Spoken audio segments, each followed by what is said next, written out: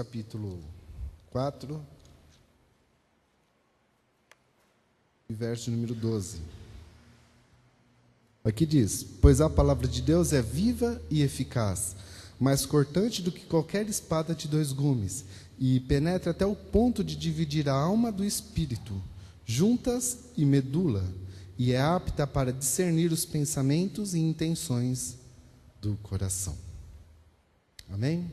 Um dos versículos que mais se explanam a verdade daquilo que é a palavra de Deus. Vamos orar nesse momento?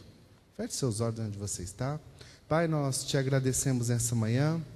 Te agradecemos, Jesus, pela tua santa, poderosa, viva, rica, maravilhosa palavra, que vem de encontro e de conformidade com as nossas vidas.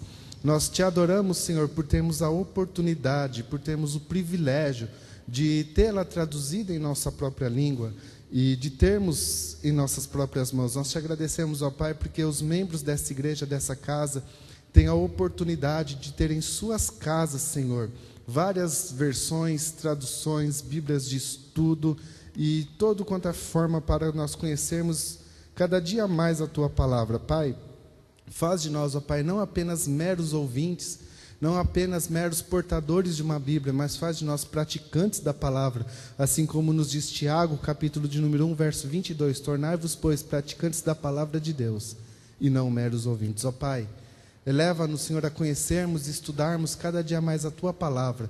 Pai, se existem pessoas em nosso meio, nessa comunidade, membros dessa congregação, que não possuem, ó Deus, o hábito, que não possuem o costume de ler a Tua palavra todos os dias, que não possuem o interesse verdadeiro, que não possuem a fome e sede, ó Pai, da Tua palavra, muda, Senhor, a nossa realidade. Pai, que possamos chegar no ano que vem, ó Pai, no próximo dia da Bíblia, Senhor, de 2015, que possamos olhar para as nossas vidas e vermos que em um ano inteiro nós realmente lemos totalmente a Tua palavra. Todos, ó Pai, que todos sejam despertados, que ninguém seja disperso, mas que todos sejam despertados, que no meio, ó Pai, dessa caminhada não venhamos a esmorecer, não venhamos a olhar para o lado, não venhamos a perder o nosso tempo, não venhamos, Senhor, a desanimar, a cansar, ou darmos atenção, ó Deus, a programas de televisão e não darmos a devida atenção à Tua palavra. Pai, nós sabemos que ela é apta para nos mudar, nós sabemos que ela é apta para transformar e para renovar as suas vidas. Então, ó Pai, que ela possa ocupar um lugar totalmente especial em nosso coração, um lugar totalmente diferenciado em nossa vida. Muda, Pai, o nosso conceito. Muda, Senhor, as nossas prioridades nessa noite, e que possamos priorizar a leitura, o estudo, amor à Tua palavra a cada dia mais em nossas vidas. Pai, transforma as nossas vidas por completo. É aquilo que nós te pedimos, Pai, que possamos sair desses dados, ó Pai, dessas informações de 98%, possamos fazer parte, ó Pai, daqueles 2% apenas que conhecem a Tua palavra, que são leitores, ó Pai, que já leram a Tua palavra inteira, pelo menos uma vez na vida. Pai, não permita que venhamos encerrar a nossa vida cristã sem conhecer totalmente a Tua palavra, sem lê-la pelo menos uma vez. Pai, muda a nossa realidade como igreja, como filhos e como servos de Deus, e trabalha em nossas vidas, em nossos corações. Nós também oramos, ó Pai, por aqueles, ó Pai, aquelas tribos e aqueles povos, Senhor, mesmo aqui no Brasil ou pelo mundo afora, que não conhecem a Tua palavra, que não a têm traduzida em sua própria língua, em seu próprio idioma. Pai, em nome de Jesus, nós clamamos a Ti, ó Pai, pela misericórdia na vida dessas pessoas. Deus, como eles vão conhecer ao Senhor, se não conhecerem a Tua palavra, se não tiverem acesso à Tua palavra? Meu Pai, esteja abençoando aqueles, ó Pai, que são do trabalho hoje atual de tradução, ó Pai, da Tua palavra para as tribos indígenas aqui no Brasil. Dá-lhes sabedoria, dá-lhes entendimento, Senhor, em nome de Jesus, dá-lhes recursos, Pai, que a Tua igreja possa enviar recursos, ó Pai, para eles, para que a Tua palavra, Senhor, continue sendo traduzida, divulgada e levada àqueles que ainda não conhecem. Pai, em nome de Jesus, venha de conformidade com as nossas vidas nesta manhã. Trabalha, Pai, também nessa aula, ministra, Pai, os nossos corações, segundo a Tua vontade e aquilo que o Senhor preparou para as nossas vidas no dia de hoje. Pai, envolva-nos, ó Pai, com a Tua presença nesse momento. Afasta de nós, ó Pai, tudo aquilo que impede o Teu fluir, tudo aquilo que impede o agir do Teu poder e do Teu amor. Nós nos escondemos agora, Senhor, atrás da Tua cruz. Clamamos o sangue de Jesus Cristo, que tira o pecado do mundo sobre as nossas vidas, que esteja passando, lavando-nos, ó Pai, nesta manhã. Pai, perdoando os nossos pecados, nossos erros, as nossas falhas, os nossos pensamentos e tudo aquilo, Senhor, que contamina a nossa mente e o nosso coração. Livra-nos, ó Pai, do mal nesta manhã. Enche-nos, ó Pai, com o Teu poder, com o Teu Espírito, daquela maneira que só o Senhor pode fazer nesse lugar, daquela maneira que só Tu pode nos encher, daquela alegria que somente o Teu Espírito pode trazer ao nosso coração, daquela, Senhor, compreensão, da revelação da Tua palavra, que só o Teu Espírito pode fazer em nossas vidas nessa manhã. Revela, Pai, a cada um dos Teus filhos está aqui nessa manhã, segundo a necessidade e aquilo que cada um necessita ouvir, ó Pai do Senhor. Pai, fala-nos através da Tua palavra, ministra, Senhor, em nossos corações, usa-nos, ó Pai, poderosamente, dá-nos, concede-nos, Senhor, a nós estaremos ministrando a aula, a Tua sabedoria, a Tua capacidade, a unção do Teu Espírito, porque de nós mesmos, ó Pai, nós nada podemos oferecer aos Teus filhos que aqui estão. Pai, também abençoa cada professor que está em cada sala de aula agora ministrando a Tua palavra às crianças. Dá-lhes, ó Pai, entendimento, sabedoria, unção, ó Pai, para ministrar a Tua palavra de uma maneira, ó Pai, diferenciada, em que essas crianças possam compreender. Também seja abençoando, ó Pai, nesta manhã, esse almoço, ó Pai, esse encontro, ó Pai, do Ministério de Intercessão. Abençoe, Senhor, a cada um dos irmãos que estão participando desse trabalho, a Tua palavra que também estará sendo ministrada naquele lugar, ó Pai, e que nesta manhã aquele lugar seja cheio da Tua presença, seja cheio da Tua graça e seja cheio da Tua glória. E aqui, Pai, envolva-nos com o Teu Espírito, dá-nos uma presença poderosa nesta manhã, dá-nos uma presença sobrenatural neste lugar. Para a glória do Teu nome é que nós oramos, pedimos e já Te agradecemos, crendo que no Senhor a nossa vitória é certa, em nome de Jesus. Amém. Amém. Então vamos, enfim, iniciar a nossa aula, vamos fazer a nossa proclamação, né? Pega a sua Bíblia aí nas suas mãos. E se você, por acaso, já perdeu, você pode pegar aqui com o irmão André, tem algumas colinhas. Se você não tem mais a sua, se você já esqueceu, pode pegar ali com o irmão André. Vamos lá? Pega a sua palavra aí. Esta é a minha Bíblia. Eu sou o que ela diz que eu sou. Eu tenho o que ela diz que eu tenho. Eu posso fazer o que ela diz que eu posso fazer. Hoje eu serei tocado pela palavra de Deus. Eu audaciosamente confesso que a minha mente está alerta, meu coração está receptivo. Eu nunca mais serei o mesmo. Eu estou pronto para receber a incorruptível, indestrutível, sempre viva semente da palavra de Deus. Eu nunca mais serei o mesmo. Nunca, nunca, nunca. No nome de Jesus. Amém. Amém. Que Deus nos abençoe poderosamente. Irmão, quando você for falar isso, você diga isso com toda a convicção. Fala com o seu coração, principalmente a 4, a quinta frase que está aí na colinha aí. Dá uma olhadinha nela, ó. Diz: hoje eu serei tocado pela palavra de Deus. Mas fala isso, querido, com todo o seu coração, tá? Fala isso com toda a intenção da sua vida. Hoje eu serei tocado, realmente, em nome de Jesus, pela palavra de Deus, e ela vai mudar a minha vida para a glória de Deus. E ela realmente vai nos mudar, porque ela transforma, ela muda, ela faz aquilo que apraz, ela não volta vazia, tá? Creia nisso, em nome de Jesus. Vamos lá? Então nós vamos para a aula de número 6. Nós vamos falar hoje um pouco sobre a vida de Abacuque, né? Aula de número 6, Abacuque expõe suas dúvidas em oração. Queridos, a vida de Abacuque é uma das que mais, do profeta, né? Aliás, Abacuque, né?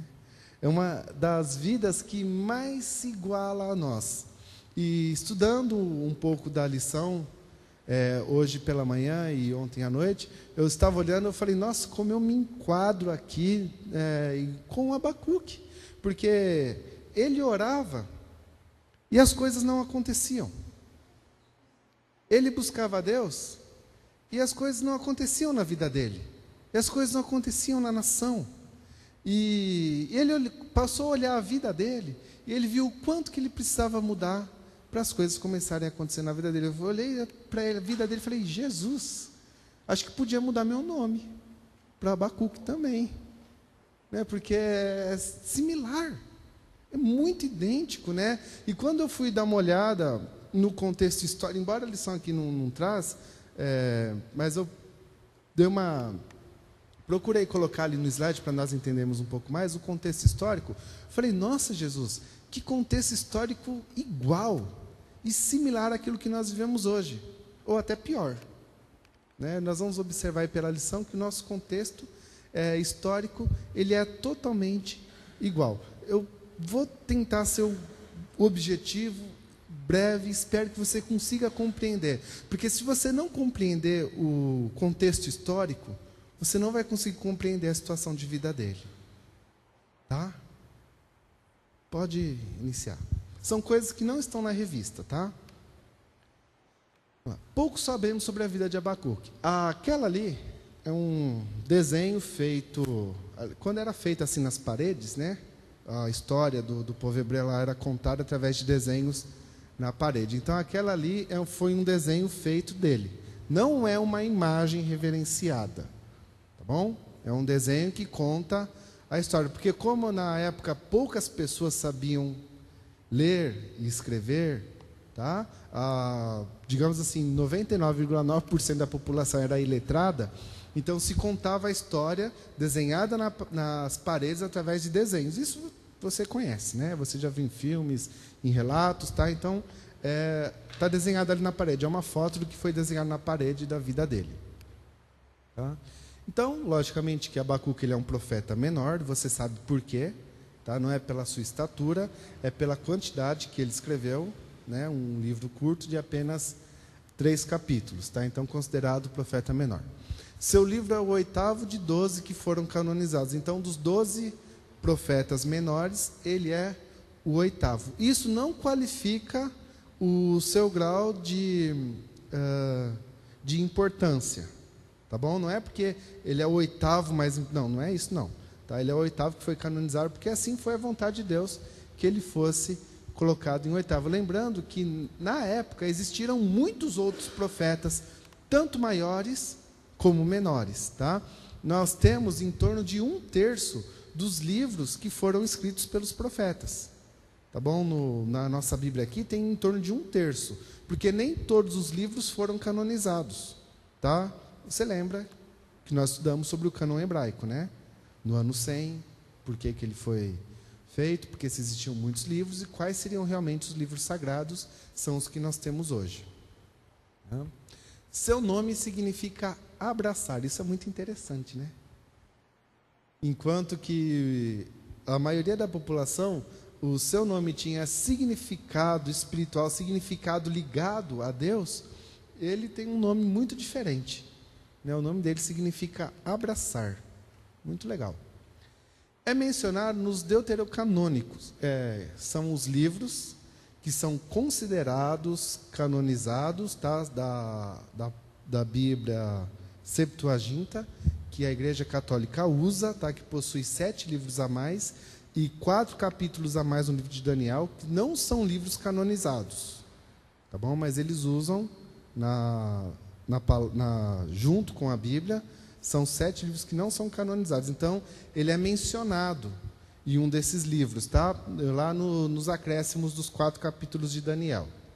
Quando ele é ordenado por um anjo, enquanto preparava alimento, a levar comida para Daniel, que se encontrava na cova dos leões. E Abacuque, dizendo que não sabia onde ficava tal cova, foi levado pelo anjo para a cova, onde entregou o alimento para Daniel, que ali se alimentou. Nós não sabemos se isso é uma verdade, porque esse capítulo ele não foi canonizado. Tá bom?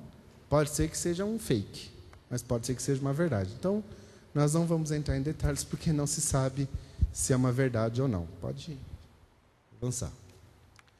Então, o seu livro, tá? Aqueles 3 capítulozinhos. Então, ele mesmo é o autor, não conta a história dele, conta as atitudes, a oração, o clamor do coração dele, que é bem diferente dos outros profetas, que contam história, né? Você pode ver, Daniel conta totalmente a história de Daniel, Jeremias conta a história de Jeremias, Isaías praticamente conta um pouco da sua vida, mas praticamente conta a história do povo naquela época.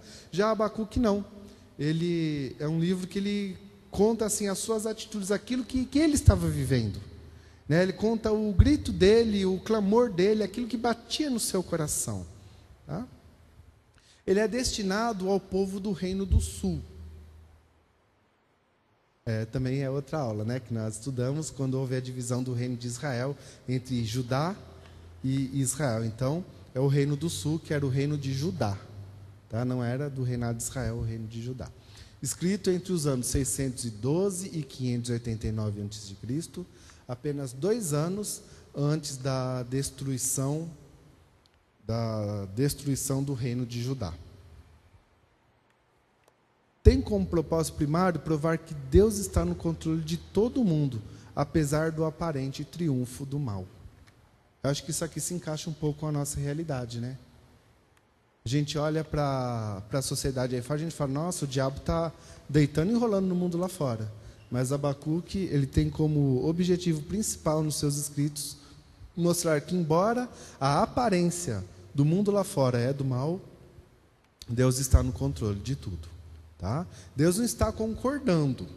Não diz que Deus está concordando, diz que Ele está no controle. Tá? Não que Ele está concordando com tudo.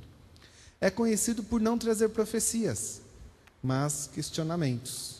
Né? Outra coisa interessante do livro de Abacuque, porque os outros profetas geralmente trazem profeta, né? Então traz profecia, né? Traz o recado de Deus para a humanidade. Agora Abacuque não, ele traz o questionamento dele para com Deus. Você entendeu a diferença? Tá? Que os outros profetas é Deus trazendo a sua palavra ao povo. Agora no livro de Abacuque é o contrário, é ele levando o seu questionamento até Deus. Tá? Tá, agora vem um complicadinho aí para a gente tentar entender. Então, um contexto histórico. Israel já não existia mais. Tá? Já fazia 90 anos que Israel estava no cativeiro assírio. Tá? Então, no ano 722, o povo de Israel, não o povo de Judá, o povo de Israel foi levado como cativo para a Síria. Eles estavam servindo ali como escravos, tá? 90 anos depois, no ano 612, então que entra Abacuque como profeta de Judá. Após longos reinados, o rei Jeoacás tem a morte repentina, com apenas 3 meses de reinado. Então, o ministério de Abacuque ele começa dessa forma.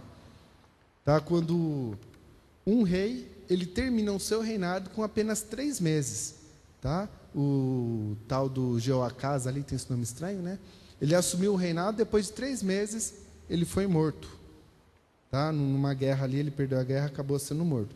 Diferente, porque antes de Jeoacás, nós tivemos Josias, que reinou 31 anos. Antes de Josias, nós tivemos Manassés, tudo no reino de Judá, que reinou 55 anos. Foi o rei que reinou por muito mais tempo, foi Manassés, reinou 55. Antes de Manassés, tivemos Zedequias, que reinou 29 anos. E isso aqui não está na revista, né? Antes tivemos Asaquias, que reinou por 52 anos. Tá? Isso aí você encontra nos livros de história bíblica. Tá? Então, vários reis reinando 55, 52, 29, 31 anos. E quando assume o rei Jeoacás, ele reina por apenas 3 anos. Acho que a gente até pensa, né? Fala, nossa, agora que eu me tornei profeta, o reinado aqui desmoronou. Porque 3 anos apenas e já perdemos uma guerra. É só assumir como profeta já perde uma guerra. Porque o profeta, irmãos, quer comentar? 3 meses, isso, realmente, desculpa. Apenas 3 meses. Porque o profeta, ele tinha a função de trazer a estratégia de guerra para o rei. Está compreendendo por que ele teve esse impasse histórico? quando eles estavam em meio a uma guerra, o rei mandava chamar o profeta. E o profeta chegava diante do rei e falava: a estratégia para vocês vencerem essa guerra, que Deus manda, é fazer isso, isso, isso e aquilo. Eles iam lá, faziam daquela forma e venciam a guerra. Então, nós tivemos aqui vários profetas aqui que falaram para os reis, que falaram para Manassés, que falaram para Ezequias, e eles reinaram por 55, 52, 31, 29 anos. Quando Abacuque ele aparece ali como profeta do povo de Judá, então a primeira guerra que eles enfrentam, já perdem a guerra. Ou seja, a estratégia não foi tão bem-vinda, né? Assim como deveria. Creio que vocês conseguiram compreender, né? Digamos assim, o fracasso da vida de um profeta. Tá, quando ele assume, Jeremias já era profeta lá no Reino do Sul por 15 anos, então ele é contemporâneo. Tá? E durante todo o tempo que Abacuque ele é profeta da nação, do Reino de Judá, Jeremias também é profeta durante todo o tempo. E quando Abacuque encerra o seu ministério, Jeremias ele tem mais 2 anos de ministério. Então Jeremias ele teve 15 anos a mais antes e 2 anos a mais depois do ministério de Abacuque. A Babilônia então se torna a maior potência do mundo antigo, derrotando a Síria, fazendo assim o norte seus escravos também. Então quando chega nesse tempo aqui, a Babilônia se torna o reino mais forte, derrota a Síria. A Síria tinha os israelitas como seus escravos, então os escravos israelitas, que eram escravos da Síria, se tornam escravos da Babilônia, tá? Sob o comando de Nabucodonosor, que vem toda a história depois de Daniel, né? E no final de tudo, o povo de Judá, o reino do norte, também perde essa guerra e acaba se tornando escravo da Babilônia. Então, todo o povo de Israel e o povo de Judá acabam se encontrando na Babilônia, mas infelizmente como escravos. E depois ali se encerra a história de Israel. Tá? Israel nunca mais voltou a ser o mesmo. A história ali se encerra, depois já vem o nascimento de 400 anos depois do nascimento de Jesus. Ameaças de escravidão e morte, ou seja, o povo da Babilônia estava ameaçando sobre escravidão e morte, e Obadias se torna profeta em 598. Outro contemporâneo, além de Jeremias, Obadias também se torna profeta de Abacuque. Então, durante o ministério profético de Abacuque, nós temos também Jeremias e temos também Obadias. Tá? E depois já entra o livro de Daniel, trazendo o que aconteceu quando eles eram escravos da Babilônia. Tá? O livro de Daniel, ele não se passa, então, nem no Reino do Sul, nem no Reino do Norte. Ele se passa lá na Babilônia, quando eles estão escravos lá da Babilônia. Deu para entender um pouco aqui? É chato, né, essa parte, né? Essa parte histórica aqui, ela é chata de comentar, porque a nossa cabeça faz... a gente fica meio complicado. Mas dá para compreender um pouco. Então, o que eu queria passar para os irmãos é o seguinte: tem alguma diferença dos nossos dias para os dias deles? Eu acho que não tem muita diferença, não. Porque nós vivemos dessa mesma forma. Alguém aqui acredita? Você coloca fé no governo que nós temos? Tanto municipal, estadual, ou a nível nacional? Você coloca alguma fé? E o povo daquela época estava colocando alguma fé no governo que eles possuíam?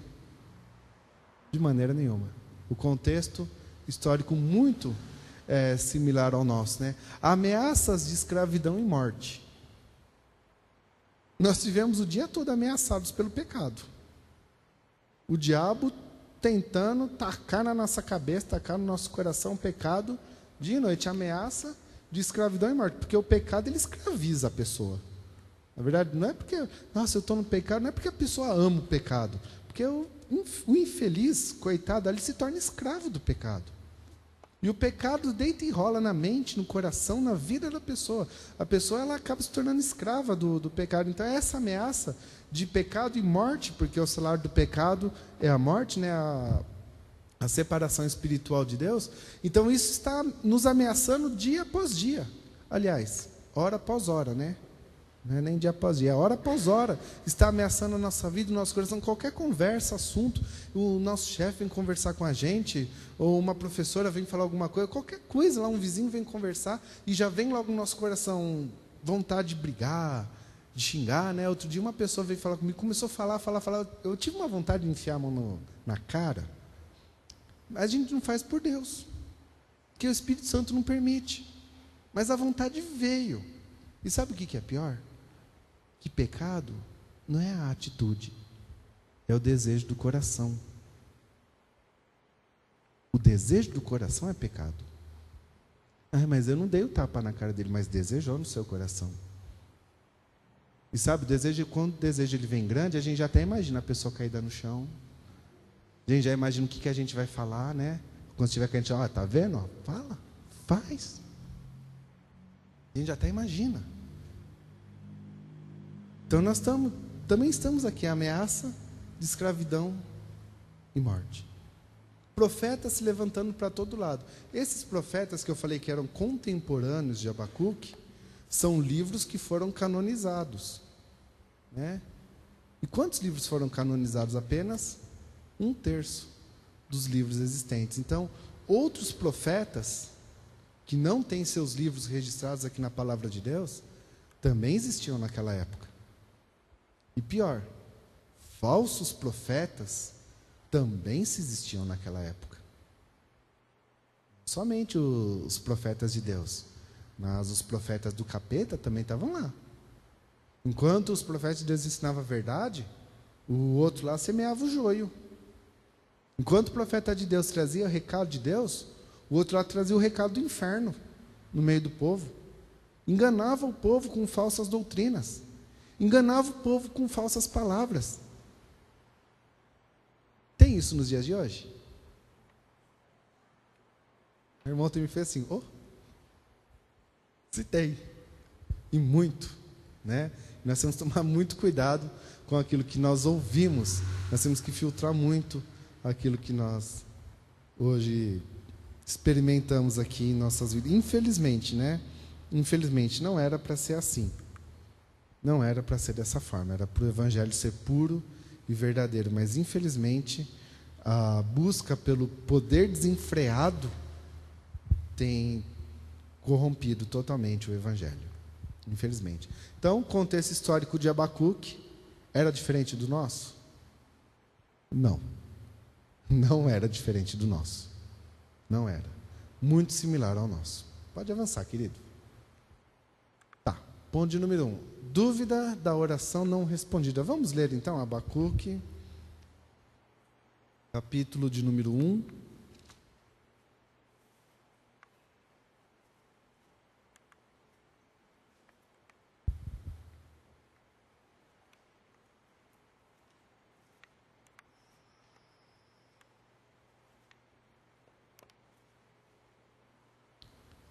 É mais difícil, né, de achar os profetas menores, né? Ele é menor. Não é porque a gente não tem o hábito de ler, não, tá? É porque ele é menor. A gente disfarça, né? Justamente, a gente marca, né? Se for te ajudar, está lá na página 849. 1507, misericórdia. Vamos lá, Abacuque, capítulo de número 1.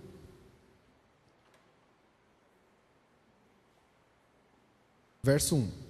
O oráculo que viu o profeta Abacuque. Até quando, Senhor, clamarei eu? A tu não escutarás? Ou gritarei a ti violência, e não me salvarás? Por que me fazes ver a iniquidade e a opressão? Destruição e violência estão diante de mim. Há também contendas, e o litígio se suscita. Por isso, a lei se afrouxa e as justiças nunca se manifestam. O ímpio cerca o justo, e a justiça é pervertida. Vede entre as nações e olhai, e maravilhai-vos e admirai-vos, porque realizo em vossos dias uma obra, que vós não creiais quando vos for contada. Suscitou os caldeus, nação feroz e impetuosa, que marcha sobre a largura da terra, para se apoderar de moradas que não são suas. Ela é terrível e pavorosa, dela mesma saem os seus juízos e as suas iniquidades. Os seus cavaleiros são mais ligeiros do que os leopardos e mais ferozes do que os lobos à tarde. Os seus cavaleiros espalham-se por toda a parte, e os seus cavaleiros vêm de longe. Voam como águia que se apressam em devorar. Todos eles vêm com violência.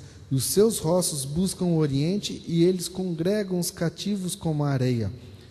Escarnecem dos reis e dos príncipes e fazem zombarias. Eles se riem em todas as fortalezas, porque amontoado em terra as tomam. Então passam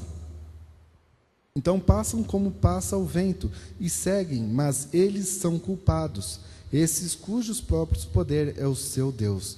Não és tu dessa eternidade, ó Deus meu, meu santo? Nós não morreremos. Ó Senhor, para juízo pudestes, e tu, ó rocha, fundastes para os castigar. Então, até aqui, até o versículo 12, para que nós possamos iniciar aqui a nossa aula. Então, os motivos pelos quais as orações de Abacuque não foram atendidas podem, porventura, ser os mesmos motivos que as nossas orações também não são atendidas. Tá? Por isso que essa aula aqui ela vem trazendo sobre a vida de Abacuque. Então, nós vemos aqui no verso número 2, acompanhe na sua Bíblia, ele gritando ali, né? Até quando, Senhor, eu vou clamar, e até quando o Senhor não vai me escutar? Até quando, ó Deus, eu vou ficar aqui orando, e até quando que eu vou ficar passando pela mesma situação e nada acontece na minha vida? E isso é muitos questionamentos que nós hoje, como filhos de Deus, como crentes, nós temos em nossas vidas. Se você não tem, eu tenho, tá bom, querido? Eu tenho muitos questionamentos, muitas coisas que nós oramos e elas não acontecem. E por vezes, eu também oro a Deus, falo, Deus, por que a gente ora, clama, então aqui a gente faz campanha de oração, e a gente vem em tal dia de oração, e jejua, e faz isso, faz aquilo, e as coisas não acontecem. Esse era o mesmo clamor que estava na vida do profeta. Era o clamor não, aliás, o mesmo questionamento, né? Que estava na vida do profeta. Um dos maiores problemas nossos, queridos, que nós temos hoje, e que eu tenho também, tá? Quando eu falo nós, eu me enquadro com você, ou até mais do que você, é que nós oramos, e a gente ajoelha e pede para Deus, e quando Deus vai falar algo com a gente se levanta e vai embora. Nós não estamos ali para ouvir a voz de Deus. Deus, a todo tempo, Ele fala conosco. Deus, Ele não nos deixa sem resposta. Ele pode não nos atender, não atender ao nosso pedido. Porque Deus, Ele não é Papai Noel, que fica ali lendo a cartinha e mandando o presentinho. Deus, Ele está ali para falar conosco. Deus, Ele nos responde. Nós é que não damos ouvidos a Ele. A gente ajoelha e pede, cansa de pedir. Eu acho que Deus fica lá no trono assim, cansado até de nos ouvir. A hora que Ele quer falar conosco, a gente desliga a nossa mente do relacionamento com Deus. E vai lá conversar com uma pessoa, e vai assistir um programa de televisão, ou vai dormir porque a gente deixa para orar no fim do dia, está cansado, e vai fazer outras coisas. E Deus ali querendo falar ao nosso coração. Algo que Abacuque aprendeu lá no capítulo 3, que nós vamos ver no final, é que muitas vezes nós temos que nos ajoelhar e não pedir, e escutar o que Deus tem para nos falar. Quantas vezes nós é que temos que nos ajoelhar e não falar nada, não pedir nada, e deixa que Deus vai falando ao nosso coração. Tem dia que a oração, querido, ela tem que ser ouvir. Oração é um diálogo com Deus, e não um monólogo, onde um fala e o outro ouve.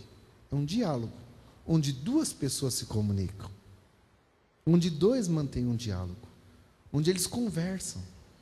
Você pode pedir? Lógico. Aliás, você deve pedir. Você deve colocar as suas dúvidas, você deve colocar os seus problemas, você deve colocar a sua vida diante de Deus. Mas a hora que Deus começar a falar com você, querido, não vai embora. Não deixa Deus falando, não dá as costas para o Senhor. Não deixa Ele falando sozinho. Ouça aquilo que Ele tem para falar com você. Vamos abrir em João capítulo 15. E o verso 7, Evangelho de João capítulo 15 e o verso 7, lá diz, se permanecerdes em mim e as minhas palavras permanecerem em vós, pedireis o que quiseres e vos será feito. Agora, querido, o nosso problema é quando se a gente ajoelha diante de Deus, a gente fala, né? Deus, a tua palavra me diz que tudo que eu pedir, crendo, o Senhor vai me dar. A tua palavra me diz aqui, em João capítulo 15, 7b. A gente pula o A. Capítulo 15, verso 7, parte B. E tudo que pedirdes em oração, crendo, recebereis. Mas olha a parte A do versículo. Vamos ler o versículo inteiro, tá? Não é o contexto, é o versículo. Se permaneceres em mim e as minhas palavras permanecerem em vós, pedireis o que quiseres e isso será feito. Se nós permanecermos em Deus e a palavra de Deus estiver em nós, pedireis o que quiseres e serás feito. Vocês se lembram dos dados, né, que nós passamos aqui do Dr. T.L. Osborne no livro Impacto, né? Nós falamos aqui no comecinho, né? Quanto por cento dos cristãos conhecem verdadeiramente a palavra de Deus? Então nós vemos aqui que como a nossa vida está longe de receber aquilo que nós pedimos em oração, né?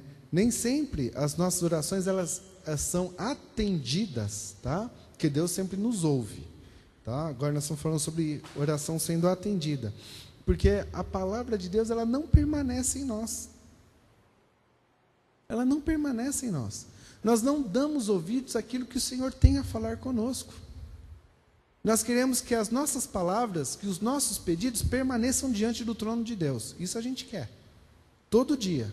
Mas agora, permanecer e viver a palavra de Deus, isso nem sempre nós queremos. E o texto aqui é muito claro. Se as minhas palavras permanecerem em vós, aí sim, vocês vão poder pedir o que quiseres e serás feito. Sabe por quê? Porque quando a palavra de Deus permanece em vós, nós não vamos orar nada que seja contrário à palavra de Deus. Nós não vamos orar nada que seja contrário, mas quando ela permanecer em vós. Sabe por que nós erramos tanto na nossa vida? Porque nós não conhecemos a palavra. Nós não conhecemos. Quantas vezes a gente faz coisa aí, depois a gente olha, nossa, a palavra de Deus disse para me fazer de uma forma, eu fiz de outra. Por que a gente fez? Porque a gente era ignorante na palavra. Então, se tem algo importante, imprescindível em nossas vidas, para que nós possamos ter uma vida de oração eficaz, não é o quanto nós passamos ajoelhado, não é o quanto nós clamamos diante de Deus, ou não é quantos dias de campanha de oração. Não, eu vou fazer a campanha de oração de 7 dias, porque 7 é o número de exatidão na Bíblia. Não, vou fazer o jejum de Daniel de 21 dias, ou vou fazer o jejum de Moisés, 40 dias, vou voltar com o meu rosto aqui brilhando. Mas se a palavra de Deus, ela não permanecer em nós, e ao contrário, né? Vamos ler acompanha no versículo, vamos ler da forma contrária. Mas se as minhas palavras não permanecerem em vós, pedireis o que quiseres, e não vos será feito. Mais interessante o contrário, né? Acho que a gente aprende um pouco mais, né?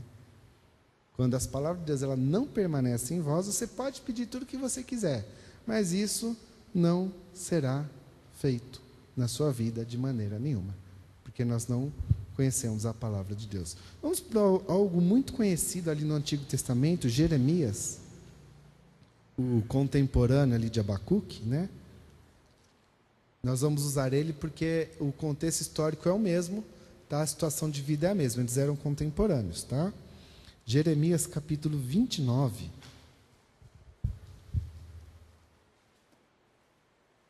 E verso 11. Olha aqui Deus respondendo para Abacuque aqui, hein?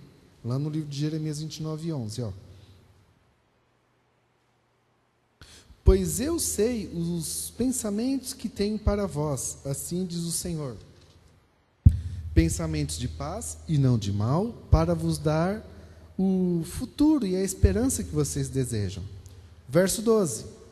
Então me invocareis, ireis e orareis a mim, e eu vos ouvireis. buscar-me-eis e me achareis quando me buscardes de todo o vosso coração. Geralmente nós lemos apenas o verso 13, não é? Geralmente a gente lê o verso 13, né? Buscar-me-eis e me achareis quando me buscar todo... Olha, irmão, está passando dificuldade na sua vida? Então ora a Deus, porque lá no verso 13 diz que se você buscar, você vai achar, né? Mas o verso 11, que é o contexto, ele diz o seguinte, ó: pois eu é que sei os pensamentos que tenho para vós. Então o que Deus fala? Não adianta, querido, você orar aquilo que você quer para a sua vida, porque eu é que sei. Deus fala, eu é que sei o que eu tenho para a sua vida. Não é você que sabe como que vai ser a sua vida, não. Quem sabe da sua vida sou eu. Quem é o Senhor?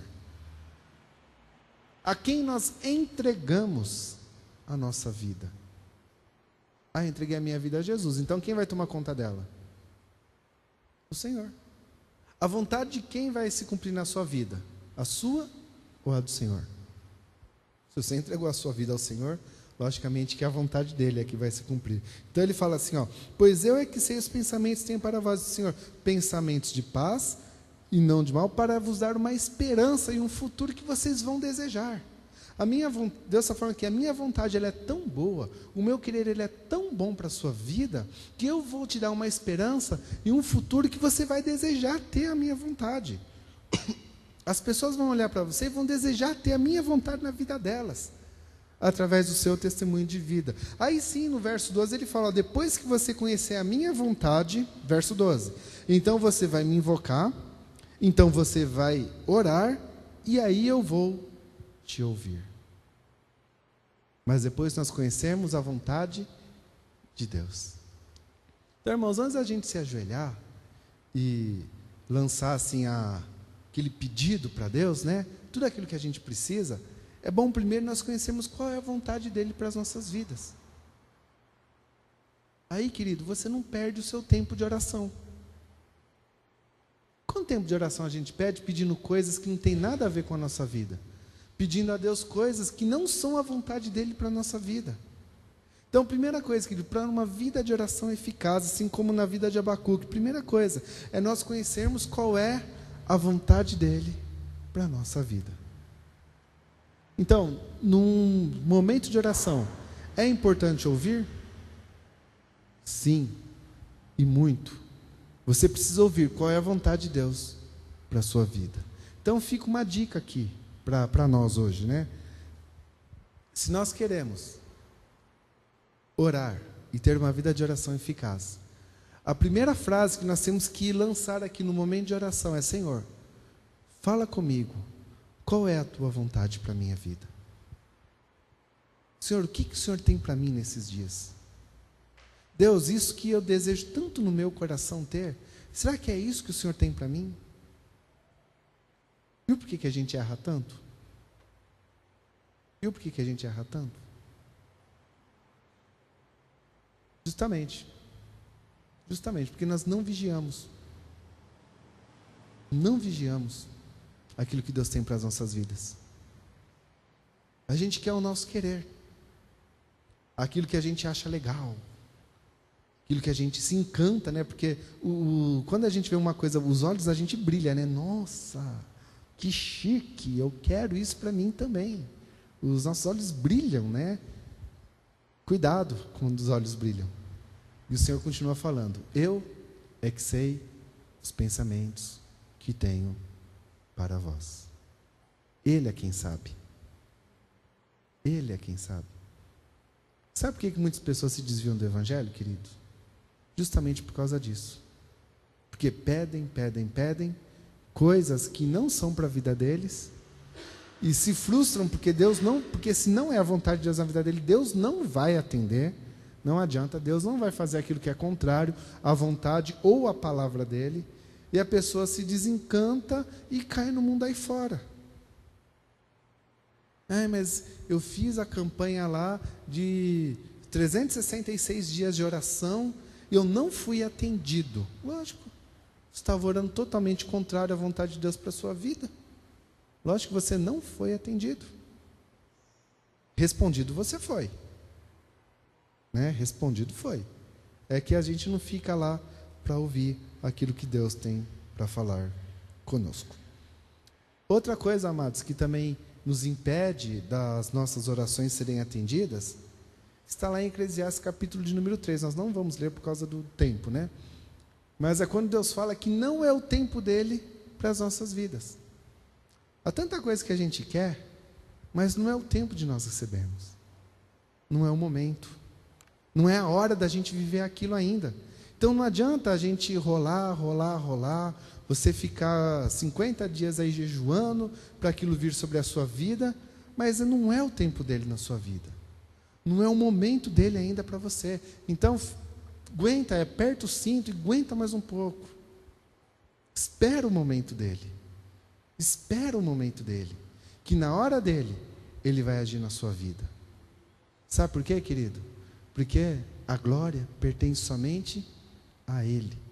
Há coisas que, se nós recebermos hoje, nós vamos nos gloriar porque nós fizemos. Deixa Deus fazer na sua vida. Deixa Ele fazer. Porque quando o momento se aperta e a gente olha e fala, nossa, não tem mais jeito. É onde Deus age. Não é porque Ele quer nos apertar, não. É porque Ele quer mostrar que só Ele é quem pode fazer aquilo. Porque se Ele fizesse no momento que você podia fazer, você vai falar assim, nossa, eu consegui. É muito pelo contrário. Deus me deu. Foi Deus quem fez. É Deus quem agiu. É Deus quem ministrou. Outra coisa, querido, está lá em Ezequiel capítulo 36, verso 26 e 27, quando o Senhor fala assim, dar-vos-ei coração novo, tirarei de vós o coração de pedra e vos darei um coração de carne, para que observeis os meus estatutos e vivereis neles. Então, outra coisa que impede que as nossas orações elas sejam atendidas é o nosso coração de pedra, é o nosso coração duro. Ou, melhor, o nosso coração velho. A coisa, irmãos, se nós recebemos das mãos de Deus hoje, a gente vai se corromper ali fora. A coisa, se Deus fizer nas nossas vidas hoje, nós vamos nos vangloriar. Tem coisas, querido, que o nosso coração não está pronto para receber ainda. Há tantas promessas de Deus sobre a nossa vida, sabe? Que sobre a sua vida, sobre a vida do povo de Deus, que se o povo de Deus receber hoje, ele vai se corromper. Sabe quando nós vamos alcançar as promessas de Deus para as nossas vidas? O dia que nós mudarmos o nosso coração. A promessa de Deus, ela não tem um tempo assim, lógico, ela pode ter um tempo exato, mas nem sempre. Ela tem um tempo exato. Olha, daqui 5 anos Deus vai fazer isso na sua vida. Deus, às vezes, Ele promete as coisas para você. Sabe por que elas não acontecem? Porque o seu coração ainda não está pronto para receber. O seu coração ainda está velho. Precisa de uma mudança de coração. Um transplante, você precisa de um coração novo. Um novo coração espiritual para que você possa receber e viver a palavra de Deus. Há tantas pessoas que pedem coisas assim para Deus. Nossa, Deus, eu precisava de dinheiro, precisava de uma conta bancária melhor, né? E se a pessoa receber uma conta bancária melhor, a primeira coisa que você vai fazer é se desviar. Cair no mundo aí fora. Então, nem tudo aquilo que nós colocamos diante de Deus, nosso coração ele está pronto para receber. Nem tudo. Nós temos que tomar cuidado. Outro dia eu estava até comentando com o pastor, eu falei para ele, tem coisas assim que tem uma área da minha vida que eu não posso orar. Porque se Deus me atender, eu vou me corromper. Preciso de um coração novo nessa área ainda. E tem coisas que Deus tem que fazer, amados, em nossas vidas. Mas enquanto nós não mudarmos o nosso coração, sabe, não tem jeito. A gente vai desviar do caminho. Então a gente precisa primeiro de um novo coração. De um coração ligado em Deus. De um coração não voltado para as coisas desse mundo. Né? Nossa, Deus, eu preciso que o Senhor me dá um carro novo, um carro zero. Aí Deus te abençoa e te dá um carro zero. E você idolatra aquele carro. E você tira o seu coração de Deus e coloca o seu coração no carro. Então, amados, primeira coisa, nós temos que estar com o nosso coração voltado para Deus, para que Ele possa, então, atender as nossas orações. Segunda coisa que a revista, esse é o primeiro ponto, né, da revista, né? Aí, dúvida na oração não respondida, é o ponto de número 1. Tá? Que nós comentamos agora, oração não respondida. E o ponto de número 2, dúvida sobre os métodos de Deus. Está aí na sua revista também. Dúvida sobre os métodos de Deus. Lá em Mateus, capítulo de número 5, vamos abrir aqui, que eu não anotei o versículo, anotei só o capítulo, é Mateus, capítulo 5.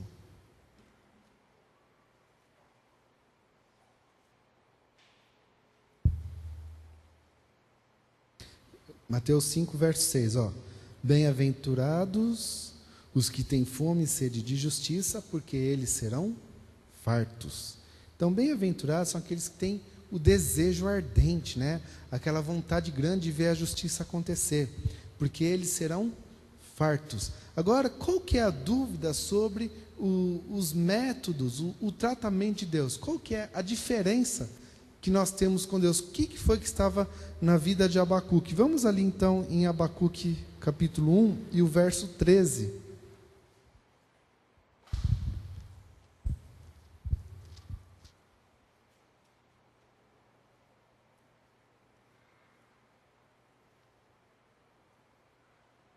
Lá ele diz, ó, tu és tão puro de olhos que não podes ver o mal, e a opressão não podes contemplar. Por quê? Pois toleras os que procedem traiçoeiramente. Por que te calas quando o ímpio devora aquele que é mais justo do que ele? Então ele está questionando aqui Deus. Por que que o ímpio prospera? Por que que as coisas vêm sobre a vida do ímpio e não vêm sobre a nossa vida? Por que que a gente olha, irmãos, aqui o verso... Por que que eu falei assim, que a gente se iguala tanto, né, com Abacuque? Por que que a gente olha e fala, Deus, aquela pessoa que estudou na mesma sala de aula que eu, que tem a mesma idade, que tem assim tal, está tão lá na frente e eu estou tão aqui atrás. Deus, por que que o meu irmão, ele prosperou tanto e eu não prosperei nada? Deus, por que que o ímpio lá fora parece que vai melhor do que eu? Por que que a empresa do ímpio prospera mais do que a minha empresa? Então, Deus responde aqui no Mateus capítulo 5, verso 6. Bem-aventurado aqueles que têm fome e sede de justiça, porque eles serão fartos. E lembrando que a justiça, eu fiquei questionando também, mas a justiça de Deus, ela é diferente da justiça humana. E lá no verso 20 aqui de Mateus 5 mesmo, o próprio Senhor Jesus fala, ó, pois vos digo que se a vossa justiça não exceder a dos escribas e dos fariseus, de modo nenhum entrareis no reino dos céus. Se a nossa justiça não for superior, maior do que a dos escribas e dos fariseus, de modo nenhum nós entraremos no reino dos céus. Qual que era a justiça dos escribas e dos fariseus? A lei. O que a lei dizia? A pessoa foi pega em adultério, o que acontecia com ela? Pedrejada até a morte. E aquele que roubava, o que acontecia com ele?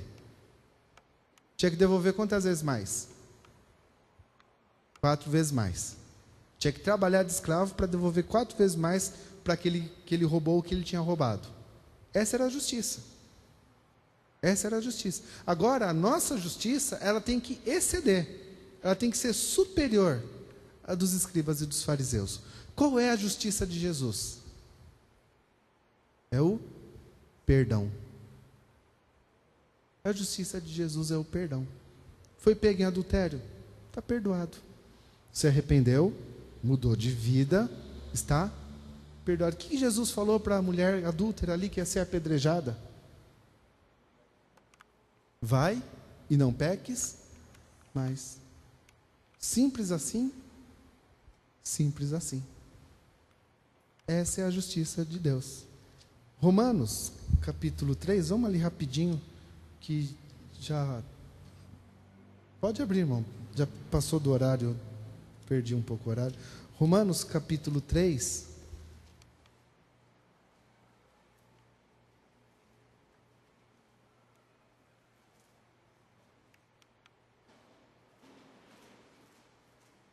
Romanos 3, 22. Aqui diz, ó. Isto é, a justiça de Deus pela fé em Jesus Cristo para todos e sobre todos que creem. Não há distinção, tá? Não existe distinção. Então, a justiça de Deus é para todos. E no capítulo 4, verso 3, o que diz a Escritura? Abraão crê em Deus e isso lhe foi imputado para justiça. E o verso 25, aqui do capítulo 4. Ele foi entregue por nossos pecados e ressurgiu para a nossa justificação. Então nós já fomos justificados. Nós já fomos perdoados. Essa é a justiça de Deus. Ele tem nos justificado através do sangue de Jesus. Agora, por que as nossas orações não são respondidas? Vamos ali, Mateus, capítulo 6. Já estamos terminando aqui. Mateus, capítulo 6. Mateus 6. Verso 12. Jesus nos ensinando a orar. Perdoa os nossos pecados, assim como nós perdoamos os nossos devedores. Ou seja, da mesma forma, Jesus, como eu perdoo aqueles que me maltratam, que fazem o mal para mim, o Senhor me perdoa da mesma forma como eu perdoo eles. Tá? De que maneira Jesus perdoa? Aliás, de que maneira nós queremos que Jesus nos perdoe? Instantaneamente, não é? A gente não quer se ajoelhar e falar, Jesus me perdoa. E está perdoado. A gente quer instantaneamente, né? Mas de que maneira que Jesus ele vai nos perdoar? Verso 12. Da mesma forma como nós perdoamos aqueles que nos ofendem. É da mesma forma. Não é Ele que está estabelecendo a forma como nós seremos perdoados. Somos nós. Ah, de que maneira que eu vou ser perdoado diante de Deus? Da forma como eu estabelecer na minha vida. Da forma como eu perdoar as pessoas, é da forma como Ele vai me perdoar. Vai ser instantaneamente? Vai ser 100%? Ou vai ser daquele jeito? Olha, eu vou perdoar, mas eu não quero nem amizade mais. Não quero nem mais ouvir falar, não quero nem que me cumprimenta mais. Pensou Jesus nos perdoar assim também? Né? Olha, eu vou te perdoar, mas não quero mais oração, não quero mais te abençoar, não quero mais fazer nada na sua vida, não quero nem amizade com você mais, tá? Eu te perdoo, mas não vem aqui no céu não, fica aí na terra. Então, eu estabeleço a forma como eu vou ser perdoado. Perdoa as nossas dívidas, assim como nós perdoamos os nossos devedores. Viu por que nossas orações não são atendidas? Não é porque nós não pedimos perdão do nosso pecado durante a oração. É porque nós não perdoamos as pessoas. Então, antes da gente pedir perdão dos nossos pecados, nós sempre falar, Senhor, eu quero perdoar todos aqueles que me ofenderam. Agora que eu já perdoei eles, agora sim, Senhor, agora o Senhor perdoa os meus pecados. Agora sim o Senhor perdoa os meus erros, as minhas falhas. Agora sim o Senhor passa o sangue de Jesus na minha vida e me livra de tudo. Vocês viram como nós oramos no começo da escola bíblica hoje? Senhor, afasta de nós tudo que impede o teu fluir e perdoa os nossos pecados.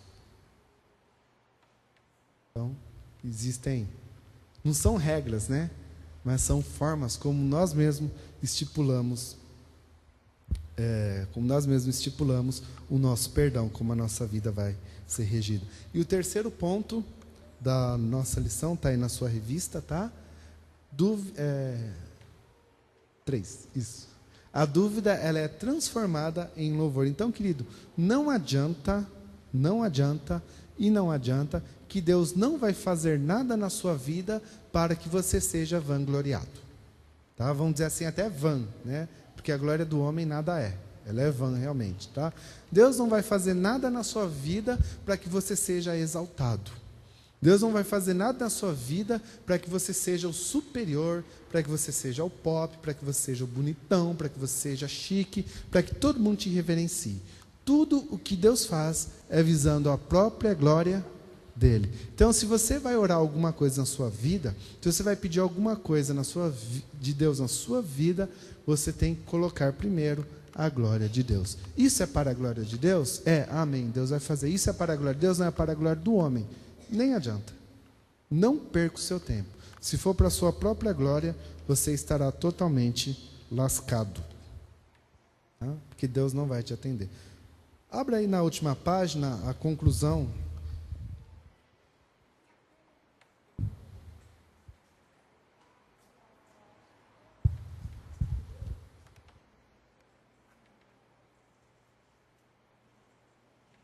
Vamos ler juntos aqui, ó. Este pequeno livro do profeta Abacuque começa com um grito de desespero ao Senhor, porque parecia que ele não estava ouvindo a oração. Termina de forma maravilhosa. No fim, Abacuque estava alegre e exultando no seu Deus, pois confiava que ele estava no controle de tudo e reconheceu: o Senhor é a minha fortaleza. Lá no capítulo 3, verso 19. Que nós também possamos confiar sempre no Senhor, mesmo quando as coisas aparentemente não têm solução e momentaneamente Deus não está atendendo às nossas orações. Que o testemunho de Abacuque seja nosso em todas as circunstâncias. Quando ele disse, eu me alegro no Senhor Deus e exulto no Deus da minha salvação. Irmãos, mesmo que as coisas não aconteçam da maneira como a gente quer, mesmo que a gente não seja levantado, exaltado, mesmo que a gente não apareça, tá? Nada disso para as nossas vidas, tá? Mesmo que as coisas não sejam da forma como nós pensamos, planejamos, ou da forma como nós achamos bonito que seria, tá? Abacuque ele fala: em tudo eu me alegro no Senhor e exulto no Deus da minha salvação. Se o que for acontecer na nossa vida não é aquilo que nós queremos, eu me alegro no Senhor e exulto no Deus da minha salvação. Se eu não tenho a casa que eu quero, ou o carro que eu quero, ou a família que eu queria, eu me alegro no Senhor e exulto no Deus da minha salvação. Se eu não comprei aquilo que eu queria, se eu não tive condições, se Deus não me deu da forma como eu desejei, se eu não tive o ministério que eu queria, se eu não fiz aquilo que eu queria na igreja, se eu não tenho o emprego que eu quero, se tudo na minha vida é somente a vontade de Deus e não a minha, eu me alegro no Senhor e exulto no Deus da minha salvação. Então, só para terminar, a oração, ela é um diálogo, onde primeiro de tudo nós temos que ouvir e conhecer qual é a vontade de Deus para as nossas vidas, para depois nós passamos a orar a vontade dele em nós. Amém? Pai, em nome de Jesus, nós te glorificamos essa manhã e pedimos a direção do Senhor sobre nós. Pai, que possamos nos momentos de oração estarmos ligados no Senhor, estarmos ligados, permanecermos na Tua Palavra, para, Senhor, conhecermos qual é verdadeiramente a Tua vontade para as nossas vidas. Pai, nós cremos que a Tua vontade ela é boa, perfeita e agradável aos Teus olhos. Nem sempre, Senhor, ela é agradável aos nossos olhos ou aos nossos desejos. Pai, mas em nome de Jesus, muda as nossas vidas, muda os nossos corações, faz-nos enxergar, ó Pai, a Tua vontade com os Teus olhos, com a Tua santidade, com, Senhor, o Teu poder e com a Tua alegria. Pai, que possamos nos alegrar e nos exultar no Deus da nossa salvação todos os dias da nossa vida e que tudo, ó Pai, em nós seja para a Tua glória. Em nome de Jesus nós oramos e agradecemos nesta manhã. Amém. Nós vamos ler o capítulo 3, verso 19, O Senhor Deus é a minha fortaleza, faz os meus pés como da corça, e como os da corça, e me faz andar altaneiramente. Essa palavra é difícil, Está no capítulo 3, verso 19.